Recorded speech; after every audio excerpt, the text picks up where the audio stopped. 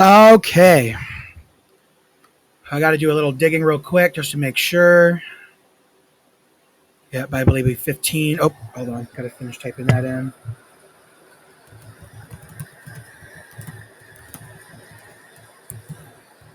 So I'm going to be changing up the titles of some of the videos at some point. I just realized I don't need to include the chapter information in the title. So I'm going to play around with that just a little bit. So, Bible AV16. That's going to be 19 to 27 for, what is that? Numbers? Yeah, numbers 19 to 27. I've also decided I'm going to mess with the schedule a little bit. So I think I'm going to do, let's see, where do I have my, so right here, here's my Bible reading. So my first project is going to be like the big works. So big works will be like maybe books of a, I don't know, large amount that are not textbooks. Where I guess I kind of describe a Bible as a textbook in a way because of the way the format is. And I can describe that later. And then I'll describe that after I'm done reading all these things. And then because I want to make some comparisons and demonstrate it. But so the next big book will be the dictionary. So what I need to do is I need to have projects to work on now and then future projects as well. So the way I have this set up is the Bible project. So once I finish reading the audio and video, start reading it, you doing audio video recordings, then I'll switch to recording myself doing the dictionary project. So I guess that'll be like the audio video project. So audio video will be a separate project. Oh, okay. Let's go ahead and I'll make those. Should I make those changes now? No. Okay, maybe the way I have it set up this way, if these are specific things that I can work on, because I don't like to base things on time, because the way we measure time isn't exact with like leap day and daylight savings and all that stuff. So I try to find ways to make it more exact. So if my goals are exact things like books or like a specific skill to learn, like cooking. In a way, education is also a skill, in my opinion, just based on my experiences. But I don't want to base it on time. Like by the end of this month, I need to know how to cook. Like I don't like setting goals like that because usually deadlines, the reason it's called a deadline is because if you don't do it, you die. If you don't do it by the deadline, you die. But it's not really what happens here. It's like an artificial sort of death, and it used to stress me out a lot. So I don't do that anymore. I don't, but I do know how to overwhelm myself with too much to do, as you can see here. But because I'm not worried about the time, I just know that as long as I go in an order that makes sense to me, and I can get the information that as I hope to get it, then it shouldn't matter how long it takes as long as I know that I'm working towards it. So it's a new way of living. It's very uncomfortable, but that's just life, especially when you have to make changes. So without further ado, Bible AV16.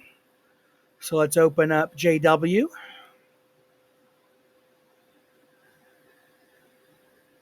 So I'll do 16, 17, take a little break, and then I'll get back into, I think there was 3 more Bible readings. So that is what I shall do. Numbers 19. Water.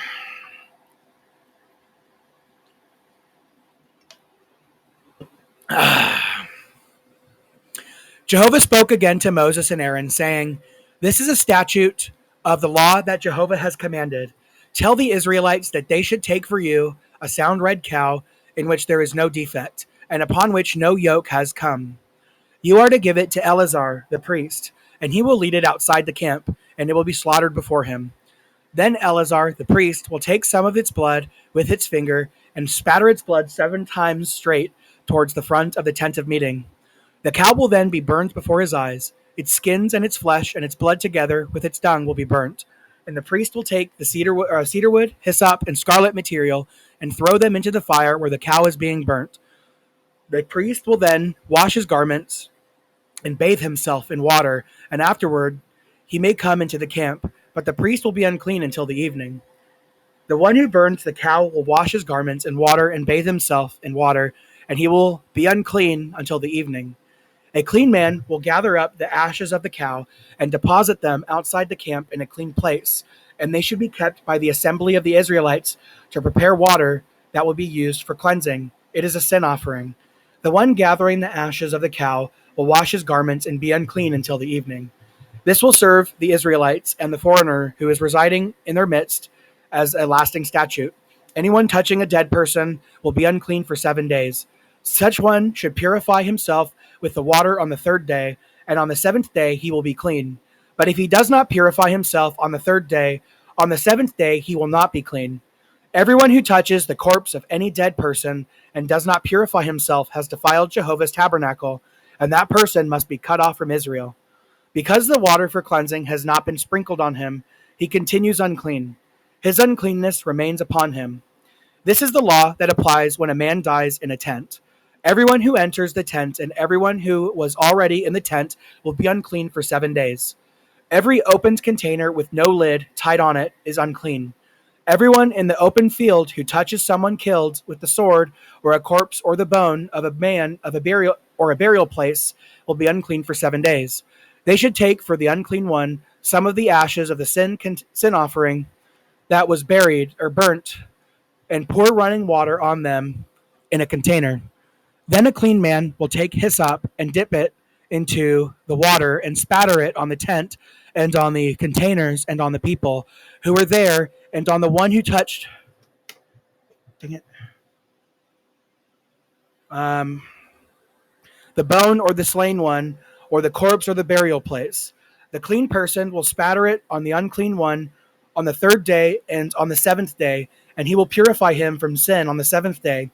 Then he should wash his garments and bathe in water, and he will become clean in the evening. But the man who is unclean and who will not purify himself, that person must be cut off from the congregation, because he has defiled Jehovah's sanctuary. The water for cleansing was not sprinkled on him, so he is unclean. This will serve as a lasting statute for them. The one spattering the water for cleansing should wash his garments, and the one touching the water for the cleansing will be unclean until the evening. Anything the unclean one touches will be unclean, and the person who touches it will be unclean until the evening. Numbers 20. In the 1st month, the entire assembly of the Israelites came into the wilderness of Zin, and the people began dwelling in Kadesh. It was there that Miriam died and was buried. Now there was no water for the assembly, and they gathered together against Moses and Aaron. The people were quarreling with Moses, saying, "If only we had died when our brothers died before Jehovah. Why have you brought Jehovah's congregation into this wilderness for us, and our livestock to die here? And why have you led us up out of Egypt to bring us into this evil place? It is no place for seed and figs and vines and pomegranates, and there is no water to drink." Then Moses and Aaron came from before the congregation to the entrance of the tent of meeting and fell with their faces to the ground, and Jehovah's glory began to appear to them. Then Jehovah said to Moses, "Take the rod and call the assembly together, you and Aaron your brother, and speak to the crag before their eyes, that it may give its water, and you will bring out water for them from the crag, and give the assembly and their livestock something to drink." So Moses took the rod from before them, or before Jehovah, just as he had commanded him. Then Moses and Aaron called the congregation together before the crag, and he said to them, "Hear now, you rebels, we must bring out water for you from this crag. Must we bring out water from you from this crag?" With that, Moses lifted his hand and struck the crag twice with his rod, and much water began to pour out, and the assembly and their livestock began to drink. Jehovah later said to Moses, "Because you did not show faith in me and sanctify me before the eyes of the people of Israel, you will not bring this congregation into the land that I will give them. These are the waters of Meribah, where the Israelites quarreled with Jehovah, so that he was sanctified among them." Then Moses sent messengers from Kadesh to the king of Edom. "This is what your brother Israel says. You well know that all hardship that we have experienced. Our fathers went to Egypt, and we dwelled in Egypt many years, and the Egyptians mistreated us and our fathers. Finally we cried out to Jehovah, and he heard us and sent an angel, and brought us out of Egypt.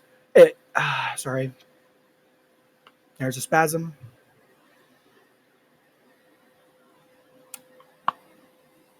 And here we are in Kadesh, a city on the border of your territory.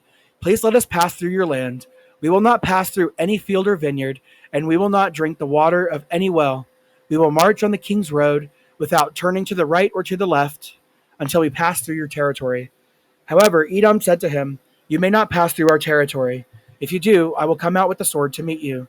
In turn, the Israelites said to him, By the highway we will go up, and if we and our livestock drink your water, we will pay for it. We want nothing more than to pass through on foot. Still he said, You may not pass through. With that, Edom came out to encounter him with many people and a strong army. So Edom refused to allow Israel to pass through his territory. Therefore Israel turned away from him. The people of Israel, the entire assembly, departed from Kadesh and came to Mount Hor. Then Jehovah said to Moses and Aaron in Mount Hor, by the border of the land of Edom, Aaron will be gathered to his people. He will not enter the lands that I will give to the Israelites, because you both rebelled against my order regarding the waters of Meribah. Take Aaron and his sons, Eleazar, and bring them up to Mount Hor. Remove Aaron's garments and clothe Eleazar, his son, with them, and Aaron will die there. So Moses did just as Jehovah had commanded, and they climbed Mount Hor before the eyes of the assembly. Then Moses removed Aaron's garments and clothed Eleazar, his son, with him. After that, Aaron died there on the top of the mountain, and Moses and Eleazar came down from the mountain. And all the assembly saw that Aaron had died. The entire house of Israel wept for Aaron for 30 days. Numbers 21. When the Canaanite king of Arad, who dwelled in the Negeb, heard that Israel had come by the way of Atharim, he attacked Israel and carried away some of them as captives.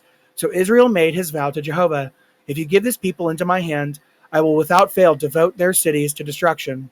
So Jehovah listened to Israel's voice and gave the Canaanites over to them, and they devoted them to their cities to destruction. Therefore they named the place Hormah. As they continued their journey from Mount Hor by the way of the Red Sea in order to go around the land of Edom, the people became weary of the journey, and the people kept speaking against God and Moses, saying, Why have you brought us up out of Egypt to die in the wilderness? There is no food, no water, and we have come to hate this contemptible bread. So Jehovah sent poisonous serpents among the people, and they kept biting the people, so that many Israelites died. So the people came to Moses and said, We have sinned by speaking against Jehovah and against you. Intercede with Jehovah so that he may remove the serpents from us. And Moses interceded on behalf of the people. Then Jehovah said to Moses, Make a replica of a poisonous snake and put it on a pole. Then when anyone has been bitten, he will have to look at it in order to keep it alive. Moses at once made a serpent of copper and put it on the pole. And whenever a serpent had bitten a man and he looked at the copper serpent, he survived. After that, the Israelites departed and camped in Oboth.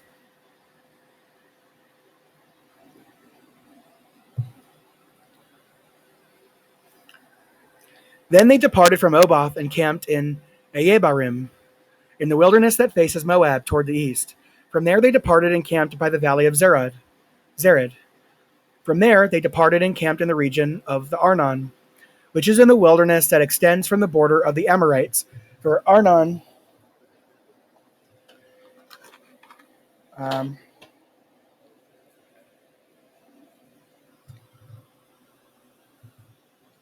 For the Arnon is the boundary of Moab, between Moab and the Amorites. That is why the book of the wars of Jehovah speaks of Veheb in Supah and the valleys of Arnon, and the descent of the valleys, which extends toward the settlement of Ard and joins the border of Moab. Next, they went on to Beer. This is the well about which Jehovah said to Moses, Gather the people and let me give them water.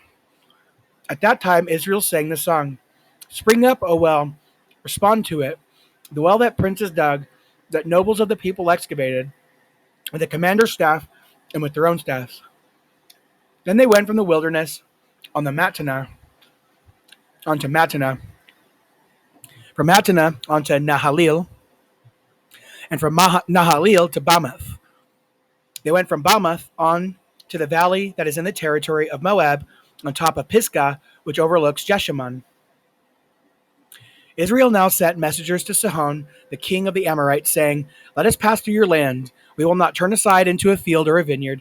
We will not drink water from any well. We will march on the king's road until we pass through your territory." But Sihon did not allow Israel to pass through his territory. Instead, Sihon gathered all his people and went out against Israel in the wilderness and came to Jahaz and began fighting with Israel.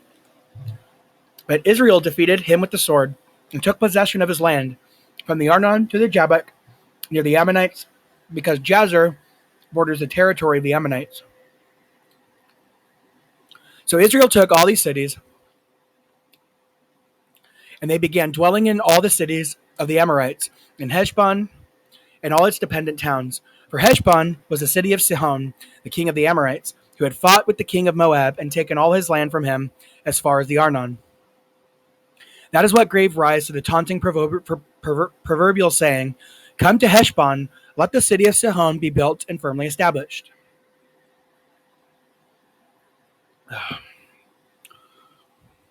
For a fire came out of Heshbon, a flame from the town of Sihon. It has consumed Ar of Moab, the lords of the high places of the Arnon. Woe to you, Moab! You will be destroyed, O people of Shemash. He makes his sons fugitives and his daughters captives of Sihon, the king of the Amorites. Let us shoot at them. Heshbon will be destroyed as far as Dibon. Let us desolate it as far as Nophath. Fire will spread as far as Medeba. So Israel began to dwell in the land of the Amorites. Moses then sent some men to spy on Jazer. They captured its dependent towns and drove out the Amorites who were there. After that, they turned and went up by the way of Bashan, and Og, the king of Bashan, came out with his people to meet them in battle at Edrei.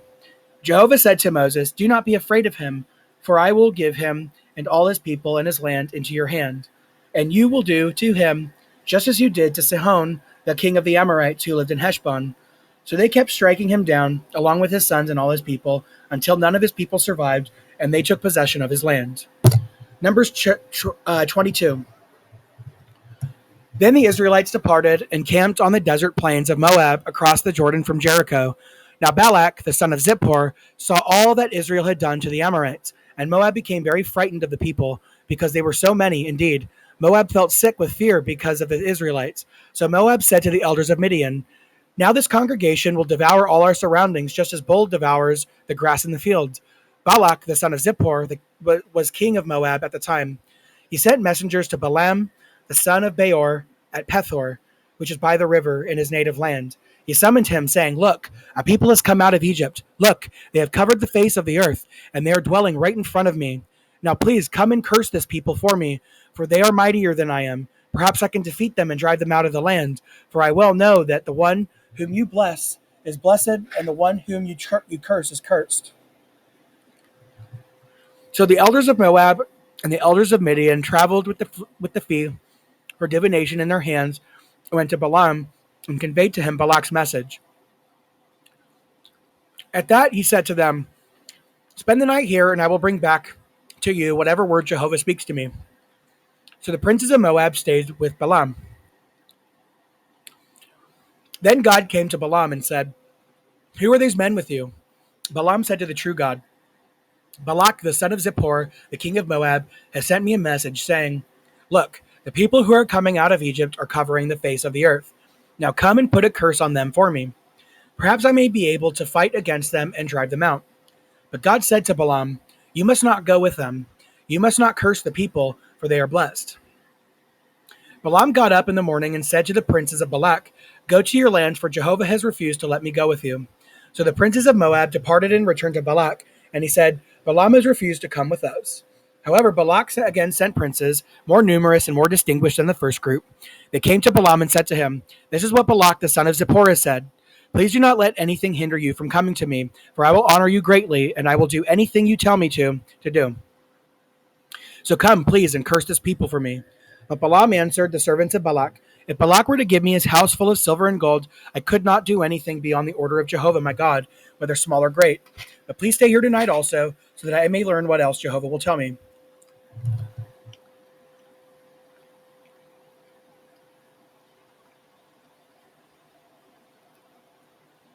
Then God came to Balaam by night and said to him, 'If these men have come to summon you, go along with them.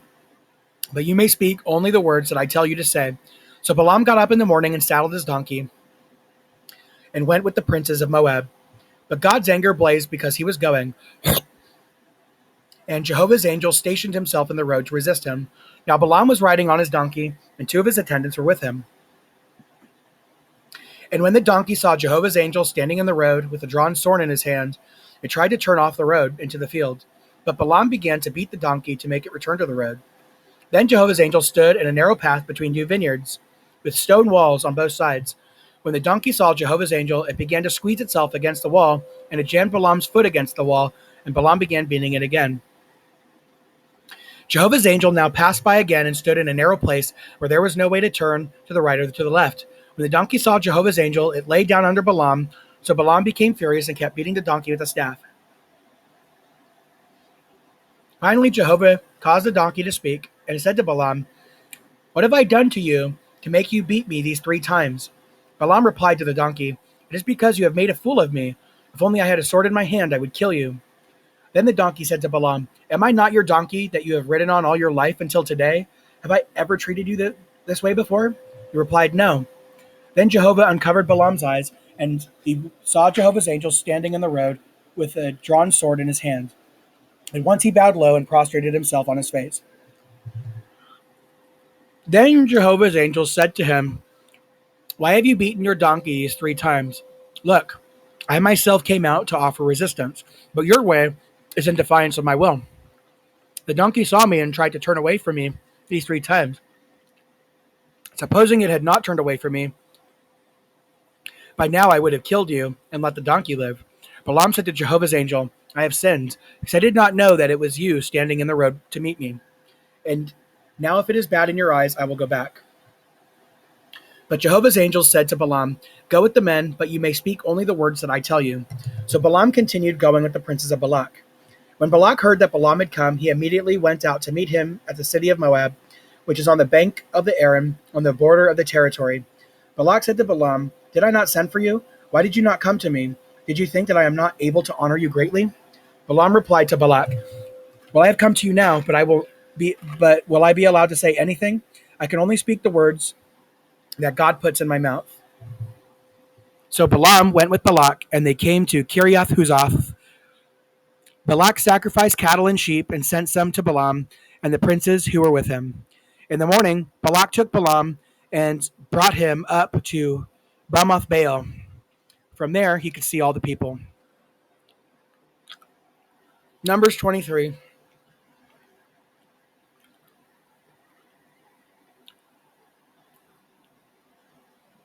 Then Balaam said to Balak, build on this spot 7 altars and prepare 7 bulls and 7 rams for me."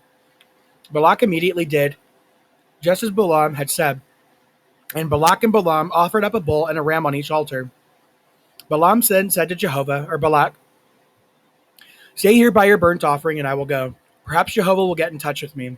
Whatever he reveals to me, I will tell you." So he went to a barren hill. Then God got in touch with Balaam, who said to him, "I set the 7 altars in rows, and I offered up a bull and a ram on each altar." Jehovah put this word in the mouth of Balaam, "Return to Balak, and this is what you are to say." So he returned and saw Balak, and all the princes of Moab were standing by his burnt offering.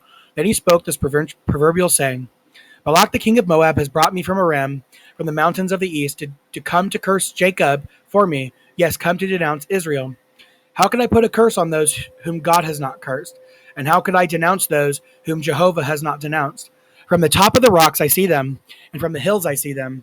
As a people they dwell there alone. They do not count themselves among the nations. Who can number the dust particles of Jacob, or count even the 4th part of Israel? Let me die the death of the upright, and let my end be like theirs." Balak then said to Balaam, "What have you done to me? I brought you to put a curse on my enemies, and here you have done nothing but bless them."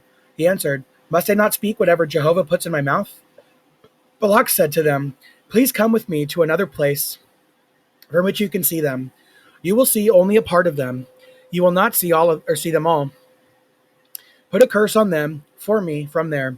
So he took him to the field of Zophim, to the top of Pisgah, and built 7 altars and offered up a bull and a ram on each altar. So Balaam said to Balak, "Stay here by your burnt offering.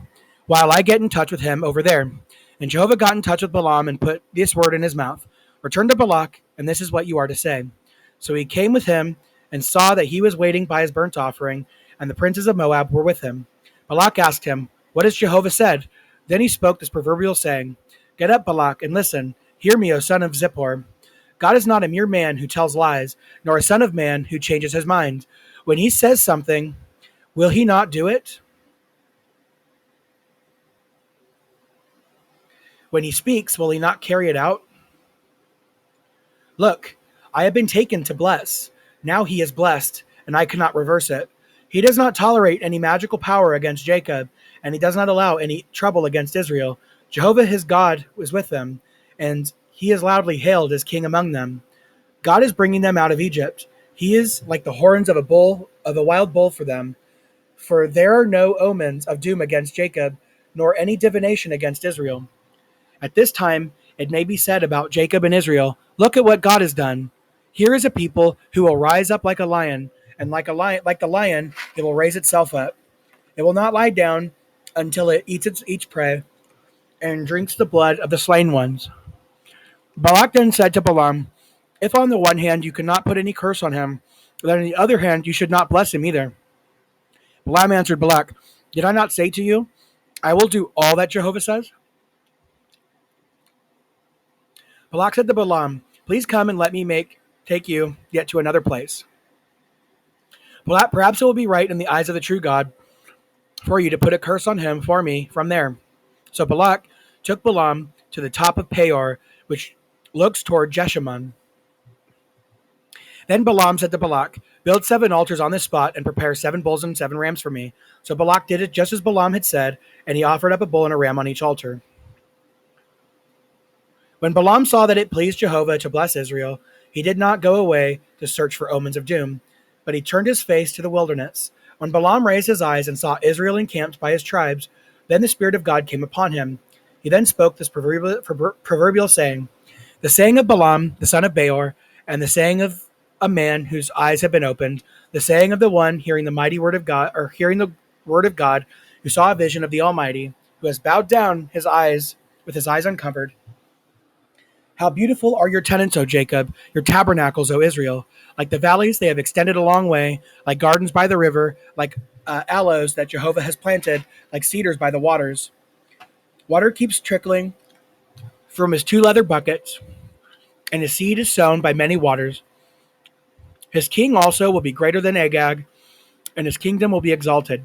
God is bringing him out of Egypt. He is like the horns of a wild bull for them. He will consume the nations, his oppressors, and their bones he will gnaw, and he will shatter them with his arrows. He has crouched down, he has lain down like a lion, and like a lion, who dares rouse him? Those blessing you are blessed. Hold on one sec. And those cursing you are cursed. Then Balak became furious with Balaam. Balak scornfully clapped his hands together and said that to Balaam, It was to put a curse on my enemies that I called you, but now you have done nothing but bless them these 3 times. Now go home immediately. I intended to honor you greatly, but look, Jehovah has deprived you of honor. Balaam replied to Balak, did I not say to the messengers you sent, if Balak were to give me his house full of silver and gold, I could not of my own will do anything beyond the order of Jehovah, whether good or bad? I will only speak what Jehovah will tell me. And now I am going away to my people. Come and let me advise you what this people will do to your people in the future. So he spoke this proverbial saying, the saying of Balaam, the son of Beor, and the saying of a man whose eyes have been opened, the saying of the one hearing the word of God, and the one having the knowledge of the Most High, a vision of the Almighty he saw, while bowing down with his eyes uncovered. I will see him, but not now. I will behold him, but not soon. A star will come out of Jacob, and a scepter will rise out of Israel, and he will certainly break apart the forehead of Moab and the skull of all the sons of tumult. And Edom will become a possession, yes, Seir, the possession of his enemies, while Israel is displaying his courage. And out of Jacob one will be subduing, and he will destroy any survivor from the city. When he saw Amalek, he continued his proverbial saying, Amalek was the first of the nations, but in the end he will perish. When he saw the Kenites, he continued his proverbial saying, "Secure is your dwelling, and set on the crag is your abode. But someone will burn Cain down. How long before Assyria carries you away captive?" And he continued this proverbial saying, "Woe, who will survive when God does this? Ships will come from the coast of Kittim, and they will afflict Assyria, and they will afflict Eber, but he too will utterly perish." Then Balaam got up and went and returned to his place. Balak also went his own way. Numbers 25. When Israel was dwelling in Shittim, the people started to commit sexual immorality with the daughters of Moab. The women invited the people to their sacrifices of their gods, and the people began to eat and to bow down to their gods. So Israel joined in worship of Baal of Peor, and Jehovah became enraged with Israel. Jehovah said to Moses, "Take all the leaders of these people and hang them up before Jehovah in broad daylight, that the burning anger of Jehovah may turn back from Israel." Then Moses said to the judges of Israel, "Each one of you should kill his men who joined in worship of the Baal of Peor." But just then there came one of the Israelites bringing near to his brothers a Midianite woman before the eyes of Moses and all the assembly of the Israelites, while they were weeping at the entrance of the tent of meeting. When Phinehas, the son of Eleazar, the son of Aaron the priest, saw it, he immediately rose up from the midst of the assembly and took a spear in his hand. Then he went after the man of Israel into the tent and pierced both of them through, the man of Israel and the woman through their genital parts. At that the scourge on the Israelites was halted. Those who died from the scourge amounted to 24,000. Then Jehovah said to Moses, "Phinehas, the son of Eleazar, the son of Aaron the priest, has turned my wrath away from the people of Israel because he tolerated no rivalry at all toward me." There's another spasm. I wonder if it's because I'm reading so far ahead with my head that my mouth is like trying to make those movements at the same time, and it's just it's like a the spasm is a like error or something. So I have not exterminated the Israelites in my insistence on exclusive devotion. Therefore say, I am giving him my covenant of peace, and it will serve as the covenant of a lasting priesthood for him and his offspring after him, because he tolerated no rivalry toward his God, and he made atonement for the people of Israel. Incidentally, the name of the Israelite man who was put to death along with the Midianites was Zimri, the son of Salu, a chieftain of a paternal house of the Simeonites. The name of the Midianite woman who was put to death was Cosbi, the daughter of Zur. She was a leader of the clans of a paternal house in Midian. Jehovah said later to Moses, "Harass the Midianites and strike them down, because they have been harassing you with their cunning dealings against you in the affair of Peor and the Cosbi and of Cosbi, the daughter of a chieftain of Midian, their sister who was put to death in the day of the scourge over the affair of Peor." Numbers 26. After the scourge, Jehovah said to Moses and Eleazar, the son of Aaron, the priest, "Take a census of the whole assembly of the Israelites from 20 years of age and up, by their paternal houses, counting all those who can serve in the army in Israel." So Moses and Eleazar, the priest, spoke with them in the desert plains of Moab, by the Jordan at Jericho, saying, "Take a census of them from the age of 20 years and up, just as Jehovah commanded Moses." Now the sons of Israel who went out of the land of Egypt were Reuben, Israel's firstborn. Reuben's sons were of Hanok, the families of the Hanokites; of Palu, the family of the Paluites; of Hezron, the family of the Hezronites; of Carmi, the family of the Carmites. These were the families of the Reubenites, and their registered ones amounted to 43,730. The son of Palu was Eliab, and the sons of Eliab were Nemuel, Dathan, and Abiram.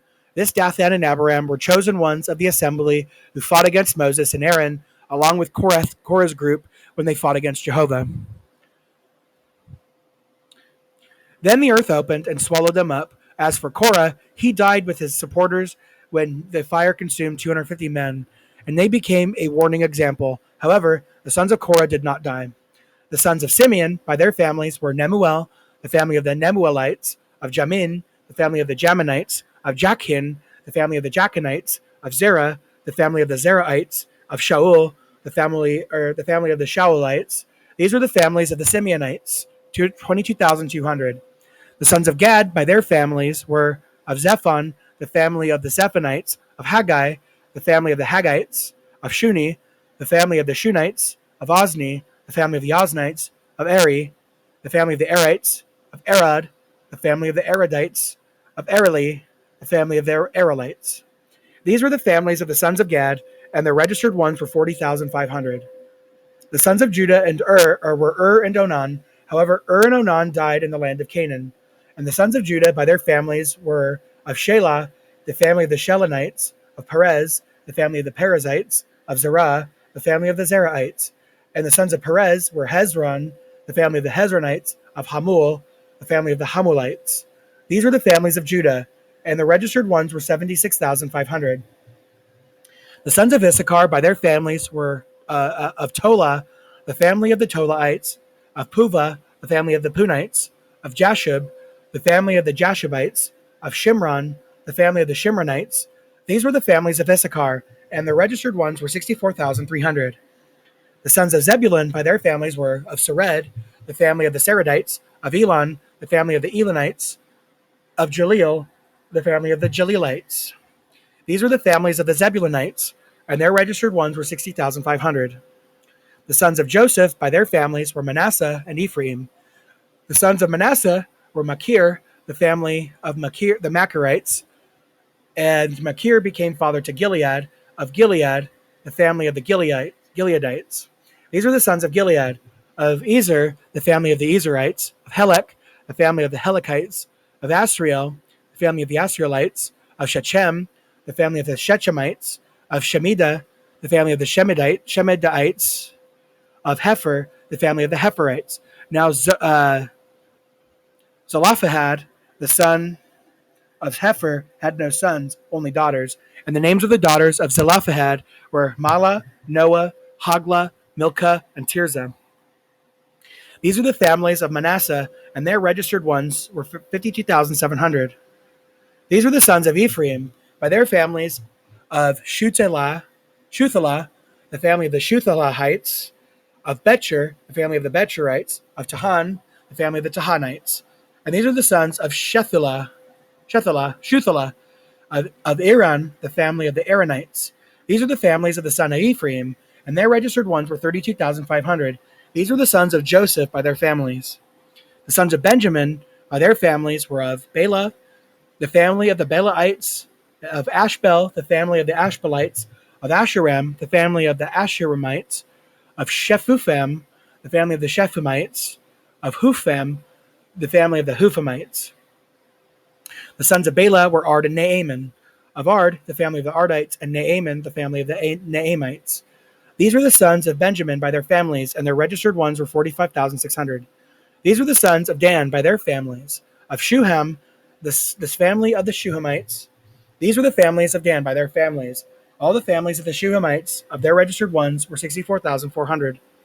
The sons of Asher by their families were of Imnah, the family of the Imnites, of Ishvi, the family of the Ishvites, of Bariah, the family of the Barites. Of the sons of Bariah, of Heber, the family of the Heberites, of Malchiel, the family of the Malchielites.